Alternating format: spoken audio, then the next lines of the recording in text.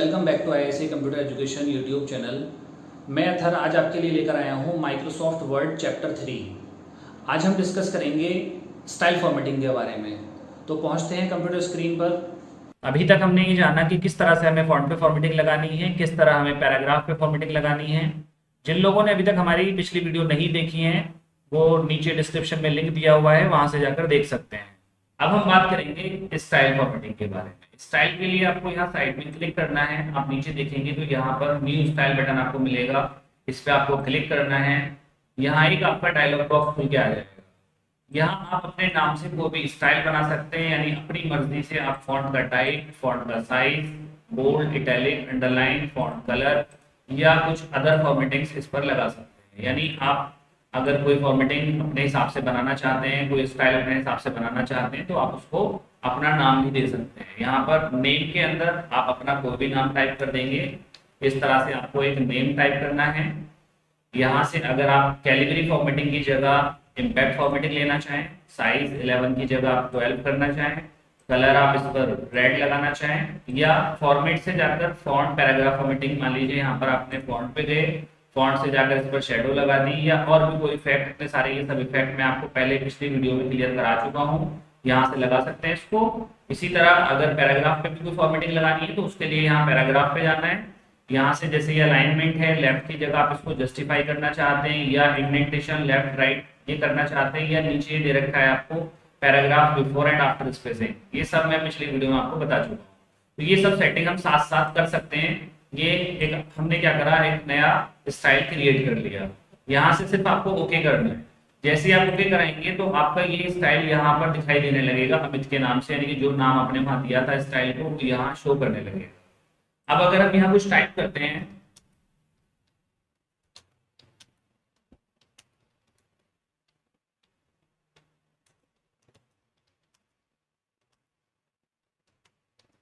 तो आप देखेंगे ये हमने वो फॉर्मेटिंग ली है जो अमित वाला स्टाइल है।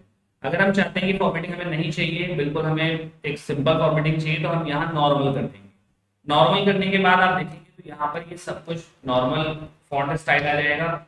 अगर फिर से आपको ये फॉर्मेटिंग लगानी है जो स्टाइल आपने बनाया है, तो आप ये दोबारा से फॉर्मेटिंग लगा सकते हैं। फिर आपको नॉर्मल फॉर्मेटिंग चाहिए तो आप यहाँ से फिर से नॉर्मल फॉर्मेटिंग कर सकते हैं। इसके अलावा एक ऑप्शन और भी दिया हुआ होता है यहाँ पर, फॉर्मेट पेंटर बटन। इसका भी यूज यही रहता है कि जैसे हमने मान लीजिए यहाँ पर कुछ पैराग्राफ टाइप किए और ये वाली जो सेम फॉर्मेटिंग है जो अमित वाला स्टाइल हमने बनाया है, वो फॉर्मेटिंग हम यहाँ नीचे लगाना चाहते हैं, तो हम ऐसे भी लगा सकते हैं कि यहाँ सेलेक्ट करने के बाद यहाँ क्लिक कर दें, या इसकी जगह अगर हम यहाँ कहीं भी क्लिक करते हैं और उसके बाद फॉर्मेट पेंटर बटन टूल पे चले जाते हैं और इस पर अप्लाई कर देते हैं, तो आप देखेंगे जो फॉर्मेटिंग ऊपर लगी हुई थी वो नीचे लग जाएगी। या इसके अलावा ऐसा भी कर सकते हैं कि हमने मान लीजिए यहाँ से बोल्ड किया, इटैलिक किया, यहाँ से थोड़ा सा इसका साइज बढ़ा दिया और इस पर कोई दूसरा कलर लगा दिया। अब ये सेम फॉर्मेटिंग जो इस पे लगी हुई है वो ऊपर वाले पे लगाना चाहते हैं, तो फिर हम यहाँ क्लिक करेंगे। हमें ये सारी सेटिंग दोबारा नहीं करनी पड़ेगी, सिर्फ हम फॉर्मेट पेंटर बटन पर जाएंगे और इस पर अप्लाई कर देंगे। तो आप देखेंगे जो फॉर्मेटिंग यहाँ लगी हुई थी वो आपके ऊपर आ चुकी है। इसी तरह अगर इसमें से फॉर्मेटिंग हटानी है तो आप यहाँ से इसको नॉर्मल कर देंगे। नॉर्मल करते आप देखेंगे यहाँ से फॉर्मेटिंग हट जाएगी। इसमें से भी फॉर्मेटिंग हटानी है तो आप इसको नॉर्मल करेंगे, फॉर्मेटिंग आपकी हट जाएगी। तो इस तरह से आप यहाँ से फॉर्मेटिंग लगा भी सकते हैं और यहाँ से बराबर से नॉर्मल फॉन्ट से जाके इसको हटा भी सकते हैं। ये नॉर्मल वही चीज है जो यहाँ से क्लियर फॉर्मेटिंग आपको बताया था हमने फॉन्ट के अंदर, यानी जैसे हमने यहाँ से फॉर्मेटिंग लगा दी, अब इसको हटाना है तो यहाँ से हम क्लियर फॉर्मेटिंग भी कर सकते हैं, ये फॉर्मेटिंग हट जाएगी। और ये अगर आपने यहाँ से लगाया है तो आप इसको यहाँ से भी हटा सकते हैं। तो ये आपके समझ में आ गया होगा स्टाइल किस तरह से बनाना है। अगर आप स्टाइल को मॉडिफाई करना चाहें तो आपको यहीं पर जो अमित स्टाइल दिया हुआ है, आप इसके साइड में क्लिक करेंगे और यहाँ मॉडिफाई पर जाएंगे। मॉडिफाई जाने के बाद यहाँ से आप इसका नेम भी चेंज कर सकते हैं। अगर आपको कलर रेड अच्छा नहीं लग रहा, आप इसकी जगह ब्लू कलर यूज करना चाहते हैं, या इम्पैक्ट फॉर्मेटिंग अच्छी नहीं लग रही, इसकी जगह आप ब्रॉडवे फॉर्मेटिंग लेना चाहते हैं, ओके कराएंगे तो आप देख पाएंगे अमित फॉर्मेटिंग जो है वो यहाँ पर चेंज हो चुकी है। ठीक है, इस तरह से हम इसको चेंज भी कर सकते हैं।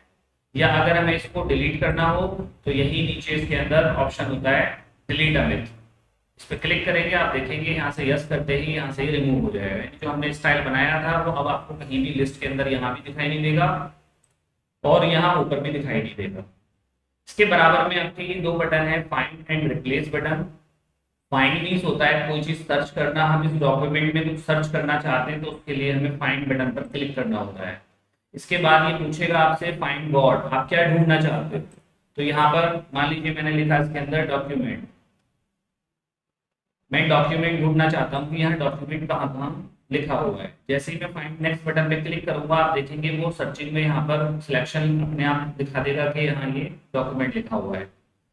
फाइंड नेक्स्ट करेंगे दोबारा दिखाएगा, देखिए यहाँ आ गया। उसके बाद फाइंड नेक्स्ट करेंगे, यहाँ पे दिखा रहा है वो, फाइंड नेक्स्ट करेंगे यहाँ आ गया। इस तरह से करके फाइंड नेक्स्ट करते ही वो ये बता देगा कि आपका डॉक्यूमेंट कहाँ कहाँ लिखा हुआ है, और लास्ट में सर्चिंग कंप्लीट करके दिखा देगा और बता देगा कि सिर्फ इतनी ही जगह आपका डॉक्यूमेंट लिखा हुआ है।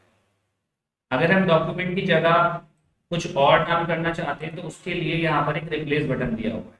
यानी अगर हम डॉक्यूमेंट की जगह कुछ और शॉर्ट में करना चाहते हैं, मान लीजिए मैंने लिख दिया यहाँ पर DOC डॉट, यानी जहां जहां डॉक्यूमेंट लिखा हुआ है इसके अंदर उसकी जगह पर हम रिप्लेस करना चाहते हैं इसको DOC डॉट से।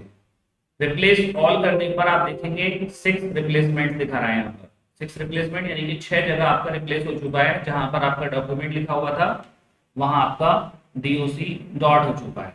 ठीक है, देखिए यहाँ ये दिखाई दे रहा है जैसे DOC डॉट, इस तरह से ये डॉक्यूमेंट की जगह पर DOC डॉट हो चुका है। दोबारा अगर हम फिर से डॉक्यूमेंट करना चाहते हैं तो अब वो पूछेगा हमसे फाइंड गॉड, आप ढूंढना क्या चाहते हो। तो यहाँ पर आपको रखना है DOC डॉट और उसकी जगह करना क्या चाहते हो, तो यहाँ हम टाइप कर देंगे डॉक्यूमेंट, यानी DOC डॉट जहां जहां लिखा हुआ है अब हम उसकी जगह रिप्लेस करना चाहते हैं डॉक्यूमेंट।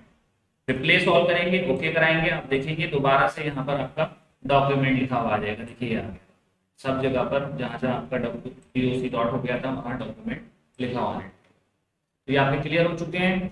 इसके बराबर में यहाँ आपके ये 2 बटन हैं, कट कॉपी और पेस्ट। फॉर्मेट पेंटर मैं आपको बता ही चुका हूँ। कट कॉपी का मतलब होता है कट करके दूसरी जगह ले जाना।